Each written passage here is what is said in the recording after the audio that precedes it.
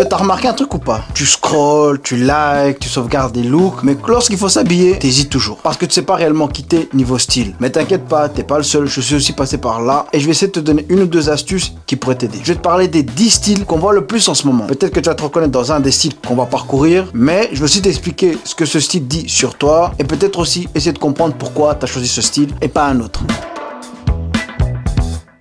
Le mec soft, c'est souvent celui qui soigne tout. Peau clean, coupe parfaite, bague, collier, etc. Ça donne un côté sensible, créatif, mais aussi un peu fragile. Psychologiquement, ce que ce style dit de toi, c'est que tu as envie de te démarquer sans pour autant se faire remarquer. Ce style devient un moyen de dire « je suis différent, regardez-moi, mais pas trop ». Ce qu'il faut comprendre, c'est que ce style attire énormément, mais il faut savoir si ça te convient ou pas. Parce que si tu copies sans forcément passer par cette étape de te demander si ça te va ou pas, le problème, c'est que si tu te connais pas réellement et tu sais pas réellement ce que tu veux et que tu te mets simplement à copier une tenue que tu as vue, le résultat risque d'être moche. Ce style marche bien aux personnes qui ont une vibe plutôt artistique et du coup qui font un focus sur le détail, la matière et les fringues. Mais attention, ce n'est pas juste de mettre des Converse avec un pull pastel, c'est beaucoup plus complexe que cela. Débardeurs coupés, shorts moulants et gros mollets, tout est fait en sorte de montrer leurs muscles. D'un côté, tu as bossé ton corps, tu veux le montrer, je peux comprendre, même si je suis pas fan, alors pas du tout de ce style-là. Moi, je suis plus fan de la catégorie de ceux qui portent des t-shirts ou des pulls larges pour camoufler leurs muscles et que lorsqu'il enlève le pull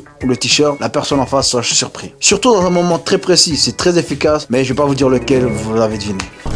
Psychologiquement, ce style traduit quelqu'un qui est tout le temps à la recherche du contrôle et de la discipline. J'ajouterais même manque de confiance en soi. Après ça regarde que moi, c'est de mon expérience et mon vécu. Mais honnêtement, je pense pas me tromper. Et le problème aussi avec ce style, c'est que si tu t'entraînes, du coup t'es à la salle, ça va. Mais une fois dehors, c'est vraiment moche. Ce que tu peux faire, parce que certes, même si je le dis pas, le fait d'aller au fitness, c'est non seulement important pour ton corps et ton esprit, etc., blablabla. Mais là, quand on parle de style, le sport, c'est très important parce que ça te permet de garder une bonne shape. Parce que je vais pas vous mentir, la morphologie joue un rôle crucial si tu veux avoir un bon style ou un bon niveau de style. Et du coup, garde cette énergie, cette discipline, cette motivation et continue d'aller au sport, mais adapte ton style. Pantalon baggy, lunettes d'alien et t-shirt avec des strass, on dirait une pub MTV 2003, on est d'accord. Souvent ceux qui aiment ce style sont ceux qui aiment le style vintage. Ils cherchent à se faire remarquer et à casser les codes. C'est cool, je veux bien, mais pose-toi une question. Est-ce que t'aimes réellement ces fringues ou juste la réaction qui provoque ces fringues? Ou tu suis aveuglement la tendance TikTok? Si c'est pour faire du buzz ou des vues, ça va pas tenir parce que malheureusement avec le temps,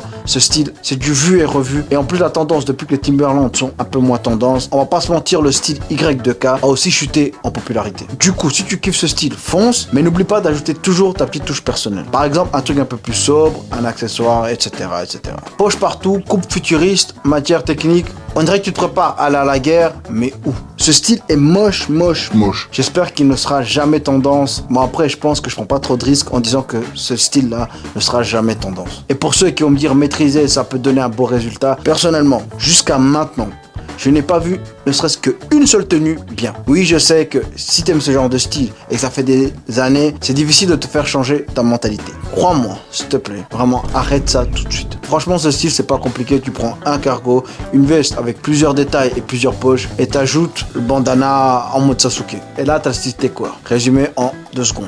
Couleur naturelle, matière brute, tout est en lin. C'est le style de ceux qui veulent un peu se reconnecter avec eux-mêmes ou la nature. En gros, un peu les hippies quoi. Et en général, je rigole déjà, mais vous verrez les gens qui ont ce style-là, ils fument comme par hasard tous des clopes roulées. Ils partagent la même idéologie au niveau de la société, c'est-à-dire les LGBTQ, etc., etc. Personnellement, j'ai rien contre tous ces gens-là. Au fond, je trouve même que c'est une bonne chose de pouvoir sensibiliser les gens par rapport à l'homosexualité, aux transsexuels, etc. Après, le seul problème, moi, c'est que ça part dans tous les sens. Après, on parle de quelqu'un se sent comme un vélo, j'en sais rien. Ça part dans tous les sens. Mais sinon, en soi, le message derrière tout ça, moi, je suis pour. Je trouve que c'est pas mal. Revenons au sujet sérieusement. Ces gens-là sont souvent introvertis et leur style, c'est une extension de leurs idées. Mais attention à pas tomber sur le cliché du gars qui habite dans une cabane au fond des bois et qui prend des cafés Starbucks. Le bon équilibre, c'est d'intégrer ce style petit à petit. Et mais franchement, il y a des styles.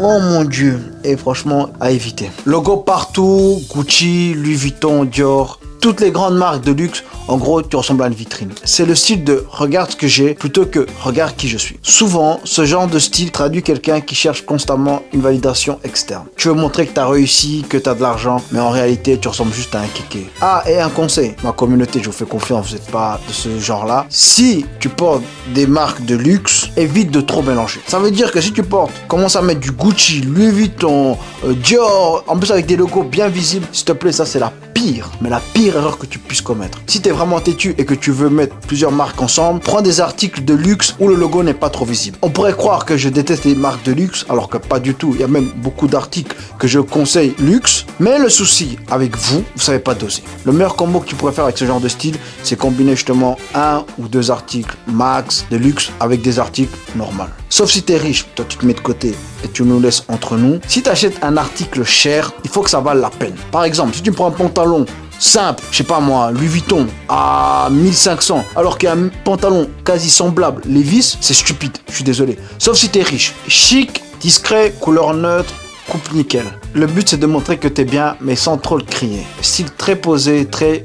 je viens de jouer au golf. Psychologiquement, ça montre souvent son envie de stabilité, classe et contrôle. Et pour le faire bien sans en faire trop, il faut déjà qu'au niveau de la coupe, ça soit parfait. Il faut aussi que tu prennes soin de toi pour que tu donnes toujours l'impression que tu es propre sur toi. C'est un peu le style, désolé les gars, c'est une balle perdue, des pourris gâtés ou bien de papa qui est riche ou maman qui est riche. Je précise, je suis pas là pour blâmer les gens qui ont des parents riches. Si tu as la chance, tes parents étaient riches, bah tant mieux pour toi. Moi j'ai une question à vous poser les gars pour 1 million. Pourquoi le seul style parmi tous les styles qu'on va voir, ce qui donne l'impression d'être riche, il n'y a pas beaucoup de noirs qui le portent?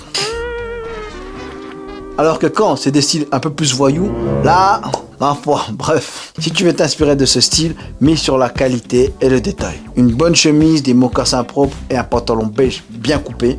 Ça paraît très simple comme style, mais ça fait le taf. T-shirt déchiré, bottes, chaîne, full black. C'est le style de la révolte du j'en ai rien à foutre. Ce style attire généralement les gens qui veulent casser les codes et qui veulent se différencier des autres. C'est pas juste esthétique, c'est identitaire. Vous verrez, la plupart des gens qui portent ce genre de style, c'est des gens qui aiment le rock, le métal, etc. Un style de musique que je suis pas fan du tout, même si, je dois l'avouer, au niveau des concerts, pour l'ambiance, c'est les meilleurs concerts. Donc si t'es quelqu'un qui écoute du rock, métal, et qui envoie chier ses parents et qui se croit au-dessus de tout le monde, voici le style parfait pour toi. Honnêtement, la plupart des styles qu'on est en train de parcourir, du coup, qui sont tendances, ils sont quasi tous moches. Après, oui, je sais faire la part des choses et avec du recul, et si je réfléchis bien, je sais très bien que pour chaque style différent, il y a un élément intéressant à prendre. Et encore une fois, comme c'est un style vraiment à part, renseigne-toi et sois sûr que c'est un style qui te correspond par rapport à ta personnalité et que c'est pas juste t'as vu ça sur quelqu'un et que t'as envie de copier. Et tu sais, je vais t'apprendre quelque chose. Tu peux aussi avoir une énergie rebelle sans pour autant avoir des clous de la tête aux pieds. C'est le style le plus large. C'est un mélange entre sneakers et sap oversize. Un mix entre casual et hype. C'est une culture plus qu'un look. Voilà enfin un style que j'aime bien. Ce style, il attire ceux qui veulent rester dans le move. Toujours à jour, toujours à checker les dernières sorties, les dernières collabs. Mais attention à pas se noyer dans les tendances. Parce que les tendances, même si j'ai déjà dit plusieurs fois dans mes anciennes vidéos et je l'ai déjà répété plusieurs fois, je dis pas que suivre une tendance c'est une mauvaise chose. Non, tu peux suivre une tendance, mais il faut faire attention parce que en général les tendances, comme ce mot l'indique, c'est que pour un certain temps. Pas que tu crées ta garde-robe ou fasses une garde-robe uniquement sur une tendance. Parce que malheureusement, l'année suivante ou dans 2 ans plus tard, ce que tu risques de faire, c'est de jeter les habits que tu as et du coup de racheter des nouveaux pour une nouvelle tendance et ainsi de suite. Et en gros, c'est que du gaspillage d'argent. Matière brute, coupe solide, inspiration, vêtements, de boulot. Parmi tous les styles qu'on vient de parcourir, c'est le style le plus simple mais le plus efficace. Et là, il n'y a pas des histoires de tendance ou pas tendance. Ça, peu importe, ce sera toujours tendance et toujours à la mode. En tout cas, tout ce qui est workwear, les marques qui sont mises en avant, c'est souvent, vous verrez, Carhartt et Dickies. Personnellement, si vous voulez mon avis, les pièces qu'ils proposent, ces 2 marques, pour le workwear, c'est quasi des sans faute. Vous pouvez aller les yeux fermés et me faire confiance parce que j'ai pas mal de vestes. En tout cas, Carhartt, Dickies et faites-moi confiance, c'est un sans faute. Comme c'est workwear, bah, la qualité au niveau des vêtements, même si c'est cher pour Carhartt et pas très cher pour Dickies, c'est une bonne qualité. Et enlever le cliché de si tu portes ça, bah forcément c'est que pour le chantier et que tu vas travailler ou je sais pas quoi. Non, ça n'a rien à voir. Et voilà les 10 styles les plus courants du moment. Peut-être que tu t'es reconnu dans un style ou dans plusieurs, mais ce qui compte vraiment, c'est pas de rester dans un seul style, c'est de varier. T'as le droit et je recommande même de tester et mixer les différents styles entre eux. Si t'es encore là, j'espère que t'as kiffé la vidéo et écoute-moi attentivement.